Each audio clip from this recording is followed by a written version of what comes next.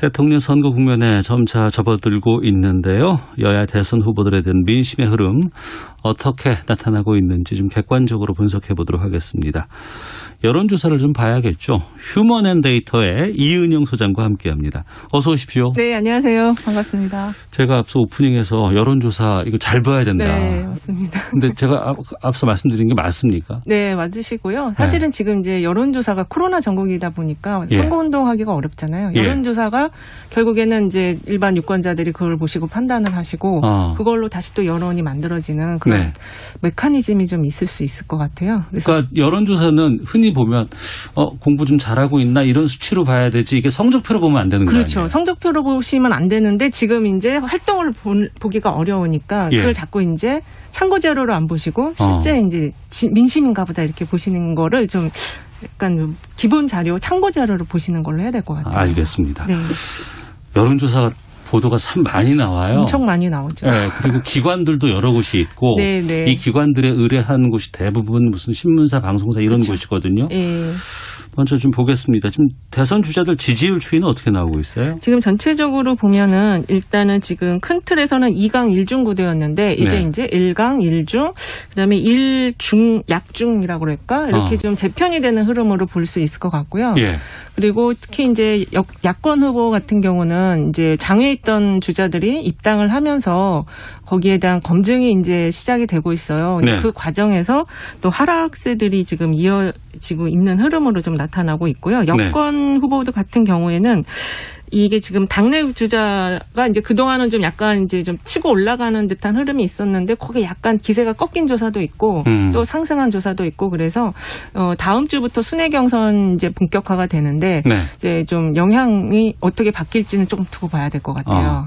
하나씩 보도록 하겠는데 아무래도 지금 이게 민감한 시기이고 하니까 수치가 되게 중요하고 그렇습니다. 수치를 저희가 직접 밝히게 되면은 이 여론조사 개요를 좀 꼭 좀 말씀을 좀 부탁드리겠습니다. 네, 알겠습니다. 먼저 지금 지지율 보시면은 앞서서 이제 1강, 1중, 1약중, 1중약 뭐 이렇게 좀 했는데 아무래도 이제 이재명 후보 그리고 이제 윤석열 후보 그다음에 이낙연 후보 이렇게 좀 정리가 되는 것 같은데 윤석열 후보가 지금 6월 한 2주차부터 좀 지지율이 빠지고 있는 상황이라고 하는데 이거 좀 정리를 한번 좀 해주시죠. 일단 윤석열 후보 같은 경우는 입당 전과 후를 봐야 돼요. 그래서 이제 입당 전에 정치 참여 선언한 그때 좀 많이 빠졌습니다. 그때 이제 엑스파일 문제가 있어서 빠졌고요. 입당한 이후에 잠시 지지율 하락이 멈추는 듯 했는데 입당한 이후에 이제 계속 그 발언 실수가 이어지면서 특히 이제 8월 4일 날 그 한 언론사와 한 후쿠시마 그 발언이 굉장히 좀 영향을 준 것 같아요. 그래서 방사능 나온 적 없다 이거 그 발언이죠. 그 발언입니다. 그래서 7월 첫째 주에 갤럽 조사를 보면은 25에서 19%로 한 6% 포인트 가량 하락을 했고요. 이때 하락한 층들을 보면 이제 영남권이나 고연령층이나 국내인 지지층에서 조금 하락한 흐름이 나타났습니다. 이재명 지사 쪽을 좀 보겠습니다. 이른바 박스권이라고 평가를 하던데 큰 변동 없이 20%대 계속 좀 유지하고 있거든요. 그렇죠. 근데 이거는 어찌 보면 뭐 안정적이다 이렇게 평가할 수 있지만 또 한편으로는 더 이상의 상승률이 없다, 어렵다 이런 분석도 있던데. 이게 이제 그 정치 환경하고 지금 연동시켜 봐야 할 것 같은데요. 지금 코로나가 있는 환경이고 또 이제 대통령 지지율이 높은 상황이다 보니까 예전과 같은 어떤 차별화를 통한 지지율을 좀 높이는 전략을 펴기가 어렵게 되어 있어요. 그래서 그 일단 박스권처럼 보이기는 하지만 그리고 또 2위 후보가 당내에서의 2위 후보가 거의 10% 초반대 지지율을 가지고 있기 때문에 그래서 추가적인 어떤 상승 흐름을 가져가기 위한 어떤 모멘텀을 만들기가 어렵다 이렇게 보여질 수가 있는데 그렇다고 하더라도 최근에 ARS 조사는 원래 이제 야권 후보가 굉장히 1위를 좀 높게 앞서는 그런 결과들이 많았었는데 지금은 이게 오차 범위 이내로 줄어든 결과들이 나타나고 있고 또 민주당 지지층 안에서 50%를 넘는 지지를 보이는 결과들이 지금 조금씩 나타나고 있어서 변화의 흐름이 조금 있을 수 있을 것 같다 이렇게 볼 수 있을 것 같아요. 그리고 이낙연 후보 같은 경우에는 처음에 그 여당 경선 처음에 예비 경선에 있었을 때 그때 상당히 많이 치고 좀 올라가는 모양새였고. 그렇죠. 예. 그런데 그게 좀 다시 또 바뀌는 흐름이 좀 보이거든요. 예, 지금 이낙연 후보 같은 경우는 상승한 조사도 있고 하락한 조사도 있고 약간 혼재되어 있는 상황이긴 한데 네. 그 어저께 KBS 조사 그 한국 리서치랑 한 걸 보면은 한 11% 나왔으니까 11에서 한 13% 정도 요 정도 지금 유지를 하고 있다고 볼 수 있을 것 같아요. 네. 지금 이 추가적인 추격세가 지금 약간 꺾인 듯한 거는 후보를 어떤 하나의 상품이라고 봤을 때 네. 소비자들이 좀 선택할 만한 그런 그 자기 그 상품만의 장점이 지금 좀 부각을 시키지 못하고 있기 때문이 아닐까 이렇게 좀 분석을 해봅니다. 예. 지금 앞서서도 말씀하셨는데 조사에 따라서 네. 이렇게 여당에 유리한 조사가 있고 야당에 유리한 조사가 있다고 하셨잖아요. 이게 전화 면접이냐 ARS냐에 따라 좀 달라진다면서 이거 왜 그런 거예요? 아무래도 이제 ARS 같은 경우에는 응답자 특성 파악이 어렵고요. 예. 그리고 내가 이제 조금 더 속마음을 더 많이 표현을 할 수가 있어요. 자유롭게. 근데 내가 지지하는 후보가 계속 하락을 하는 경우 내가 아직은 이제 지지가 정확하게 다 마음이 실리지 않았는데 하락을 하게 되면 네. 그거를 좀 올리기 위해서 더 응답을 더 열심히 해줄 수도 있고 내가 또 그걸 응답하기 조금 좀 지켜봐야 되겠다 하면서 또 빠질 수도 있고 좀 자유롭게 응답을 할 수 있는 반면에 전화조사는 그 응답자들이 그 면접원들이 응답자 그 특성을 좀 파악을 하거든요. 네. 그 차이가 있다고 볼 수 있을 것 같습니다. 어제 KBS가 발표한 여론조사 보면은 네. 휴대전화 가상안심번호 사용한 것이었고 표본 네. 크기가 1000명에 전국에 거주하는 만 18세 이상 성인 남녀 또 지금 응답률은 21.3% 예. 이렇게 나와 있습니다. 이 정도면은 굉장히 응답률이 높은 거예요. 그러니까요. 예, 예. 2021년 8월 12일부터 8월 14일까지 3일간 한국 리서치에서 이제 의뢰해서 했고요. 95% 신뢰 수준의 표본 오차는 플러스 마이너스 3.1%포인트.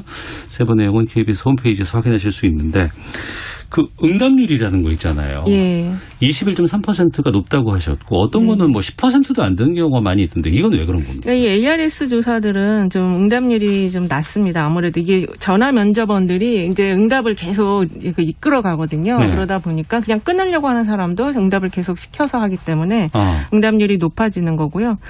그 차이로 볼 수 있을 것 같아요. 응답률 높고 낮은 거는. 예. 네. 그러면 어느 게 비싼 거예요? 아무래도 사람을 많이 쓰는 게 비싼 조사죠. 사람을 많이 써야 네, 되고. 면접원들이 사람이 들어가서 조사를 해야 되니까 이제 네. 훨씬 비쌉니다. 자주 할 수가 없어요. 비싸서. 하지만 그 ARS는 이제 기계를 돌려서 기계로 돌아가는 거니까. 하지만 네. 그 대신에 이제 자주 할 수 있고. 자주 할 수 있고 장점이 있지만 네. 또 응답률은 떨어지는 게 좀 단점이고요. 예, 예. 그래서 예전에 이 네. 응답률 갖고 논쟁 한참 할 때가 있었어요. 응답률 낮은 거를 네. 우리가 그걸 보도하는 게 맞느냐. 예, 예. 근데 어쨌든 지금은 그 응답률도 중요하긴 한데 이게 이제 계속 추세를 보는 거다 보니까 예, ARS 조사도 추세선으로 볼 때는 유의미하다 이렇게 좀 정리를 했었습니다. 네. 그 기준을 두고 여기에서 전에는 똑같은 수치를 가지고 있을 때 네. 표본을 어떻게 하느냐에 따라서 네. 전에는 이랬는데 지금은 이랬으니까 좀 수치가 변화가 있구나. 네. 흐름이 올라가고 있다 내려가고 있다. 이 정도로만 이해를 하면 되는 그렇죠. 건가요? 그 정도만 보시고 이제 네. TV 토론이 제일 중요하죠. 네. 실제 후보를 볼 수 있는 거니까. 예. 지금 민주당 이재명 경기지사하고 윤 전 총장 사이에 이제 오차범위 밖에서 좀 벌어지고 있는 경우도 있고 예. 오차범위 내에서 들어오는 경우도 있거든요. 네. 이거는 어떻게 봐야 되는 거예요? 그러니까 오차범위, 그러니까 최근에 조사들은 이제 ARS 조사는 원래 오차범위 밖으로 벌어진 차이가 있었는데 최근에는 이제 그게 오차범위 이내로 좀 좁혀지는 흐름으로 봐서 네. 아무래도 ARS는 정치 고관여층들이 하는데 이제 그 양당 구도로 이제 흐름이 잡혀가고 있다. 그래서 무당파나 부동층이 줄어드는 흐름이기 때문에 이제 오차범위 이내로 들어가는 조사들이 나오는 것이 아닌가 이렇게 좀 전망을 해봅니다. 네. 앞서 말씀드린 그 KBS 여론조사에서는 이재명 경기지사가 25.6%, 윤 전 총장이 18.1%. 이건 오차범위 밖에 있는 거죠. 예, 그렇습니다. 그래서 지금 그 전화 면접 조사에서는 이제 1강, 그전에는 2강이었거든요. 네. 근데 지금은 약간 1강으로 재편되는 그런 흐름이 좀 감지가 되고 있어요.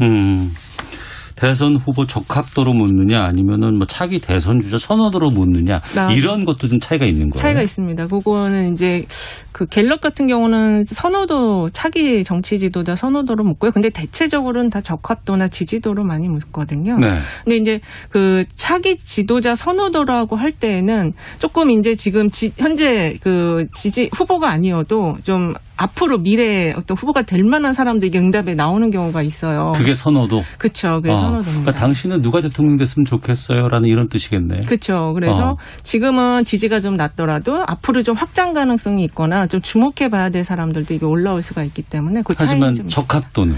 적합도는 아무래도 조금 더 신중을 기해서 이제 누가 대통령 될 것 같아요. 그렇죠. 그거는 당선 가능성. 네. 근데 그 당선 가능성 문항이 이제 앞으로는 적합도보다는 당선 가능성이 조금 더 이제 내가 지지를 하더라도 당선 안 될 수도 있다 이렇게 생각할 수 있잖아요. 그래서 여기 조금 더 자기의 의견을 객관화시킬 수 있는 문항이라고 볼 수 있을 것 같아요. 그러네요. 묻는 거에 따라서 누가 대통령 됐으면 좋겠어요라고 하는 것과 네. 누가 당선될 것 같아요? 아니면은 누가 돼야 된다고 보세요? 그렇죠. 이게 좀 완전히 다 다르죠. 느낌이 다 다르네요. 네. 그래서 이 질문을 어떻게 했는지 보는 것도 굉장히 중요합니다. 그냥 그걸 그 보도할 때는 그걸 구체적으로 얘기를 잘 안 해주고 그냥 적합도로 다 보도를 하거든요. 누가 뭐 1등, 누가 몇 %, 이것만 딱 맨 앞에 나와 있으니까 그렇죠. 어떻게 질문을 했는지, 전화인지 ALS인지 그렇죠. 이거 확인하지 않고 그냥 판단하는 경우가 많았었는데. 예, 맞습니다. 그렇게 하시면 안 돼요. 알겠습니다. 네.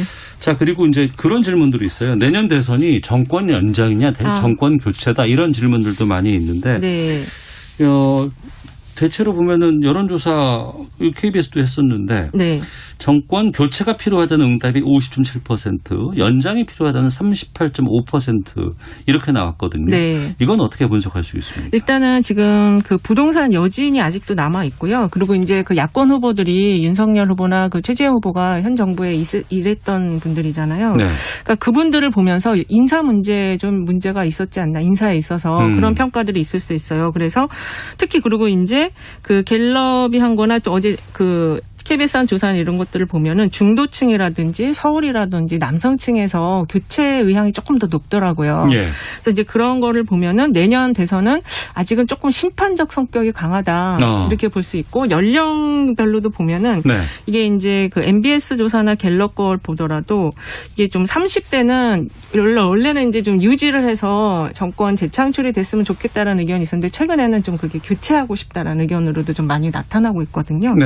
그래서 내년은 아무래도 이 교체 의향이 더 높다라는 거를 전제로 해서 유권자들이 그럼 그거를 가능시켜줄 사람이 누군가 그거를 중요하게 볼 것 같고 예. 여권은 그런 속에서도 요거를 이길 수 있는 사람이 누군가 요걸 중심으로 볼 것 같아요. 이게 반드시 여야의 흐름과 같이 볼 수 있는 상황은 아닐 수도 있겠군요. 그렇죠. 그렇지만 이게 환경적 요인으로 굉장히 좀 중요한 거고 이런 속에서 사람들이 이제 판단을 계속 하는 거니까요. 네, 그래서 결국에는 당선 가능성 네. 누가 될 것 같냐 이게 제일 중요한 문항이라고 볼 수 있을 것 같습니다. 네.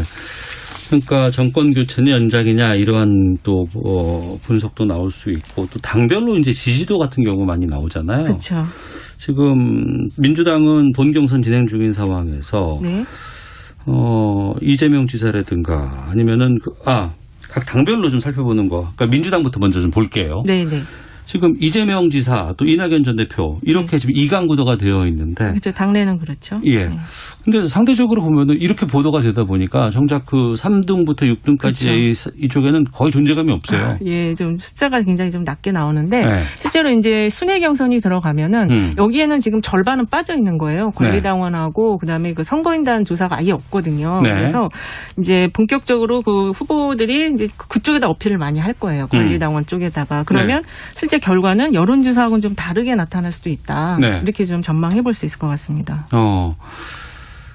경기도민에게 재난지원금 지급하겠다고 이재명 지사가 발표했지 않습니까? 네.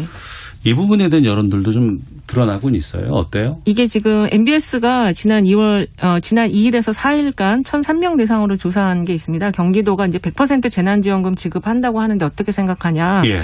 전체 의견을 보면 찬반이 좀 엇갈려요. 찬성 44, 반대 48인데 네. 경기도를 놓고 보면은 찬성이 58이에요. 그래서 이게 과거에도 지금 경기도가 올해 1월 달에 2차 재난지원금 할 때 정부하고는 좀 다르게 경기도 도민에게 10만 원씩 전체를 다 지급한 적이 있었거든요. 네. 그래서 요거를 갖고 이제 포퓰리즘이라고 한다고 하면 근데 경기도가 인구가 제일 많기 때문에 요거를 좀 그 이재명 후보 입장에서는 좀 방어를 할 수가 있어요. 포퓰리즘을 계속 공격을 하더라도. 예. 그리고 그것과 연동해서 그 지사직 사퇴 부분도 있는데 지사직 사퇴도 조사를 RN서치가 한 걸 보면은 MBN하고 RN서치가 9일에서 11일 날 1,065명 대상으로 했는데 이때도 보면은 사퇴해야 한다는 의견이 전체로는 높았지만 민주당 지지층에서는 사퇴하지 말아야 된다는 의견이 더 높았어요. 54.8%로 높았고 네. 경기도도 찬반이 엇비슷하게 엇갈렸거든요. 그래서 이 두 가지 사안은 이재명 후보가 공격은 받고 있지만 그게 지지율 하락으로 직접적으로 영향을 줄 만한 이슈는 아니다. 이렇게 좀 볼 수 있을 것 같습니다. 네. 당내 경선에 대해서 민주당 쪽을 생각해 본다 그러면은 그 노무현 후보의 돌풍. 네. 이게 상당히 큰 영향을 좀 미쳤던 기억이 납니다. 그렇죠. 그러니까 다음 달부터 이제 민주당은 지역 순회 경선이 시작하게 되는데 네. 지금 상황에서 지역 순회 경선 결과들이 좀 영향이 좀 변화가 있을까요? 어떻게 보세요, 이거는? 이제 저는 좀 변화가 클 것으로 보여지고 아까 말씀하신 그 좀 다약의 후보들이 네. 이제 좀 두각을 나타낼 수가 있을 걸로 보여지고. 그러니까 박영진, 추미애, 정세균, 김두관 이렇게 이제 네 분이 이제 계속해서 활동하고 있는데. 네. 이분들이 권리당원들의 또 굉장히 많은 정책적인 어필을 하다 보면 거기서 또 선호를 받을 수가 있거든요. 그래서 여론조사보다는 좀 더 높은 어떤 그러니까 선호를 받을 것 같아요. 네. 그리고 이제 민주당 지지율 얘기를 하고 보면은 호남에 대한 것들이 상당히 좀 중요하다고 이제 그렇습니다. 여러 가지 분석들이 나오곤 있는데 네.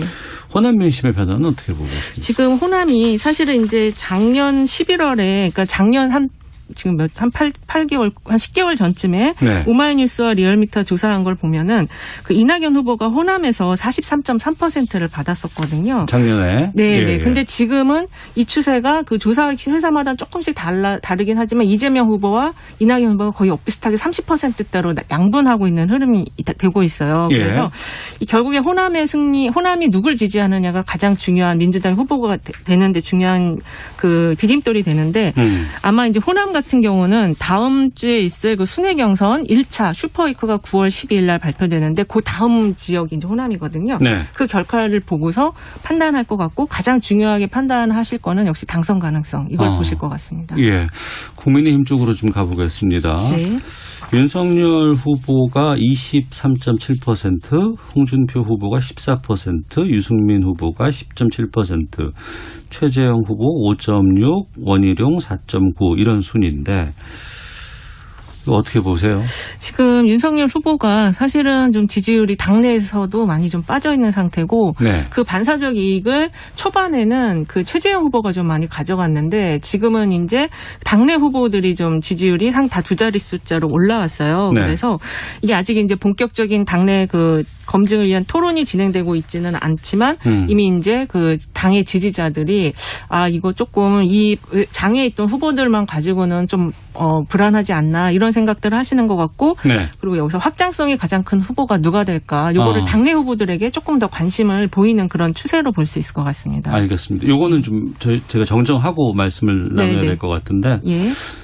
이 소장께서 윤석열 지지율 말씀해 주시면서 7월 첫째 주 갤럽 조사 보면 윤석열 후보가 25%에서 19%로 6% 하락했다 이렇게 말씀해 네네. 주셨거든요. 예. 근데 이게 8월 첫째 주 갤럽 조사가 아니었나요? 맞습니다. 죄송합니다. 8월 첫째 주죠. 8월 첫째 주입니다. 예. 그리고 이 조사 기여도 제가 좀 말씀드릴게요. 예.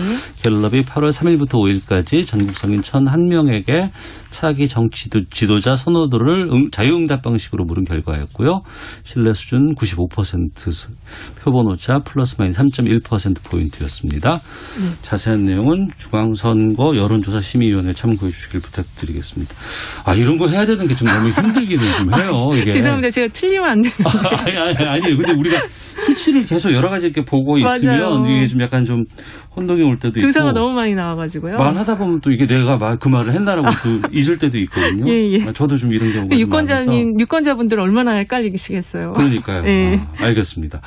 지금 그리고 그 국민의힘 상황을 본다 그러면은 그 윤석열 전 총장과 이준석 대표 간의 여러 가지 자금 논란 같은 것들이 계속 나오곤 있잖아요. 네. 이 부분은 어떤 영향이 좀 있을 걸로 요거를 생각됩니까? 지금 이제 그 대선 후보와 당 대표의 갈등이라기보다는 다음을 위한 당권 투쟁으로 보는 또 흐름이 있더라고요. 그래서 갈등이 아니라 다음을 위한 당권 투쟁이다. 네. 왜냐하면 이제 이 당 안에도 윤석열 후보를 지지하는 친윤파가 있고 또 반윤파가 있다고 합니다. 그리고 사실 이준석 대표 같은 경우는 돌풍을 일으키면서 당선은 되긴 했지만 그 바른정당이라는 당내 소수파에서 이제 당권을 잡은 거였거든요. 그래서 여전히 당 내에 지지하는 우호 세력이 많지가 않아요. 그래서 요 구도 자체는 당권 싸움을 중심으로 한 것이 아니냐. 그리고 대선이 만약에 혹시 정권 창출을 못했을 때는 이 당내가 이제 재편을 다시 또 돼야 되거든요. 그거를 염두에 둔 싸움이 아니냐 이런 시각도 있습니다. 근데 지금 이렇게 싸우다 보니까 지지율이 좀 빠진 게 있더라고요. 당 지지율이. 그래서 이게 지금은 이제 대선이 이제 본격적으로 시작이 되는 추석을 전후로 해서 본격화가 되는데 그 전에 당 지지율이 빠지면 상당히 그 당 후보들에게도 마이너스가 되거든요. 그래서 요거는 좀 빨리 이제 갈등을 봉합하는 게 중요할 것 같아요. 예.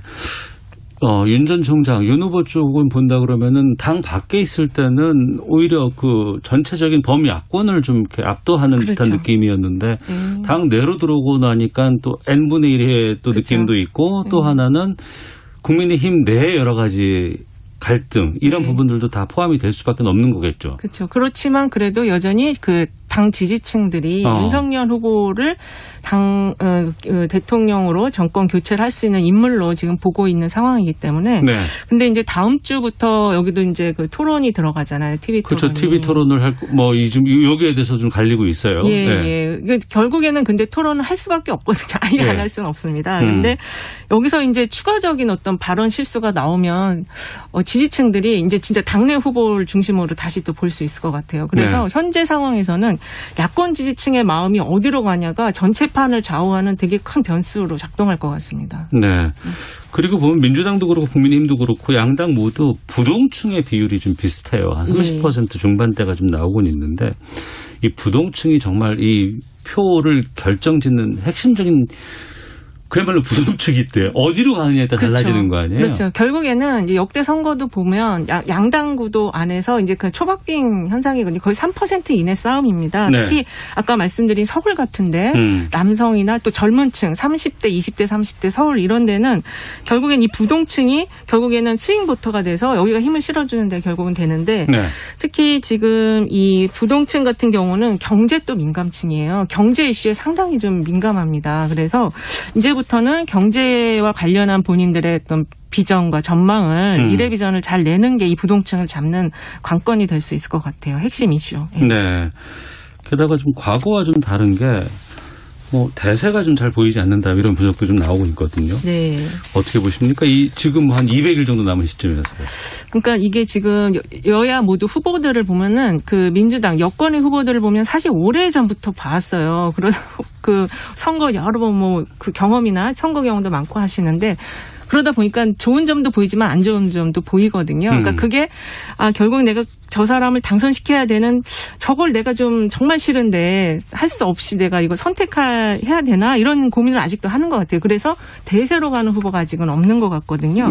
그렇지만 일단은 후보가 어쨌든 후보를 정할 시간은 정해져 있으니까 그 이후에는 이런 층들도 결국에는 양당 구도로 다 편입이 될 가능성이 높아요. 네, 그래서 요 층이 좋아할 만한 그런 이슈들을 잘 공약화시키는 게 후보들에게 굉장히 중요할 것 같습니다.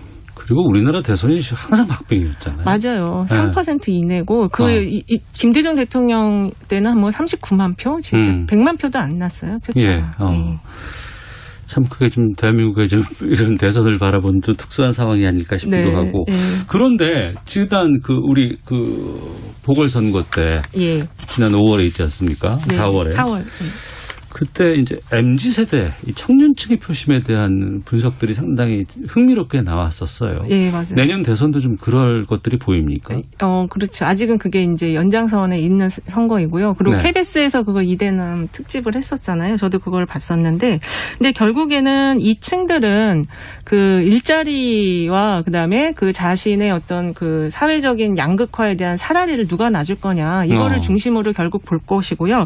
이 층이 가장 경제 민감층이고 경제 이해 그게 가장 나하고 누가 나에게 더 많은 걸 줄 것인가 요거를 제일 꼼꼼히 따져보는 층이에요. 예. 그래서 요 층에게 맞는 그런 그 공약을 만드는 게 맞춤형 공약들을 만들어내는 게 중요할 것 같습니다. 네. 자, 8월 중순에 지금 보고 있는 이번 주 좀 주목해봐야 할 대선 레이스 관전 포인트 어떤 것들 짚어주실까요? 역시 민주당은 이제 그 8월 말부터 그 순회경선 1차 투표가 시작이 돼요. 네. 8월 31일부터 시작이 되는데 지금 1차 국민선거인단 70만 가까이 됐다고 들었거든요. 그래서 이 표를 그 가져오기 위한 순회경선 특히 이제 중부권이 먼저 시작이 되다 보니까 충청, 강원, 그다음에 대구, 경북권이니까 여기에 대한 공약과 그 구애랄까요? 이런 부분들을 보시는 게 중요하고 야권은 역시 그 TV 토론에서 누가 말실수를 적게 하나 이거를 보는 게 중요할 것 같습니다. 네. 아직도 많이 남은 건가요? 어떻게 보세요? 아유, 많이 남았죠. 아직도 지금 한 8개월 남았는데 많이 남았습니다. 그래요. 변수도 네. 많고. 변수도 많습니다. 이거 뭐 매일매일 변수가 나와요, 지금. 그렇군요. 네. 알겠습니다. 자, 광복절 대체 휴일 맞아서 좀 여론의 동향 살펴봤습니다. 휴먼앤데이터의 이은영 소장과 함께했습니다. 종종 또 모시겠습니다. 예, 감사합니다. 예, 고맙습니다. 네. 자, 잠시 이 시각 교통 상황 살펴보고 돌아오도록 하겠습니다. 교통정보센터 연결합니다.